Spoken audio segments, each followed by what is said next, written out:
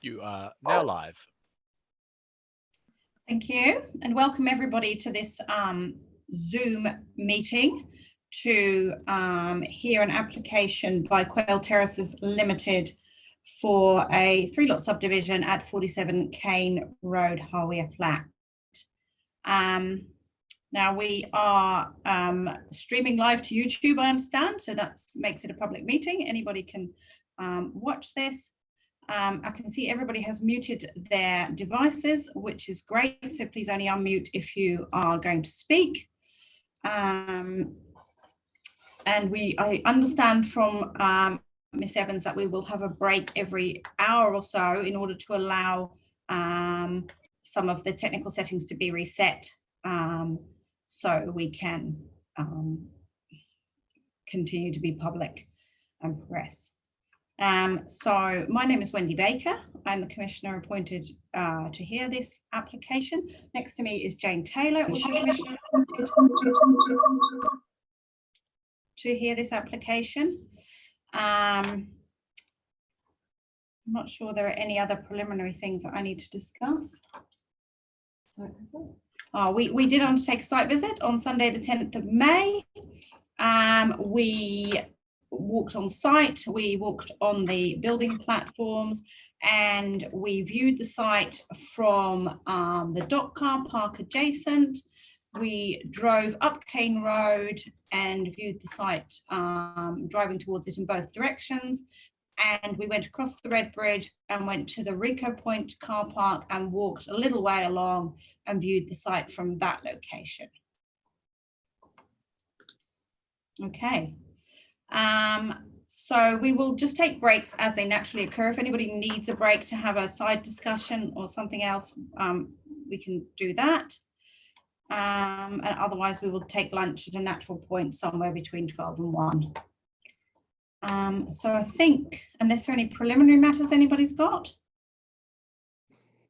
No, then we are in your hands, Marie Baker Galloway. Thank you, Commissioners. Just to confirm that, have you pre-read the legal submissions that were circulated on Friday? No, so we have partially pre-read them, but we're going to ask you to read them, please. Okay, great. I'll do that. That makes it easy. Well, I'll start at paragraph 5, my executive summary. While the proposed development is modest, with just 2 new residential building platforms, the proposed mitigation and additional positive effects are, in my submission, significant.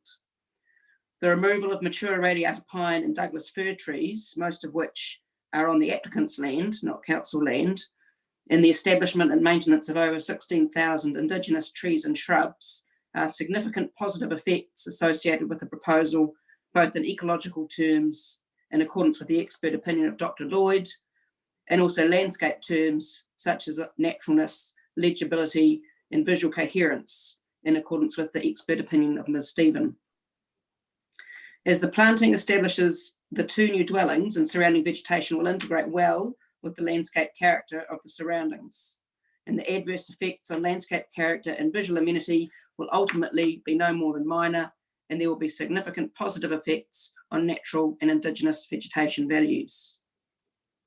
The substantial ecological restoration and removal of wilding pines is proposed to be undertaken on this otherwise degraded part of the ONL, which is, as you would have seen, an open paddock, and as noted by Ms. Stephen, the open lucerne paddock do not contribute to the outstanding values of the wider landscape.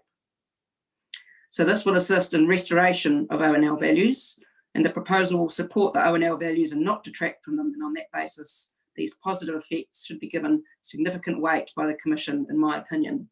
And if I just digress, I think that's the crux of the decision to be made by yourselves.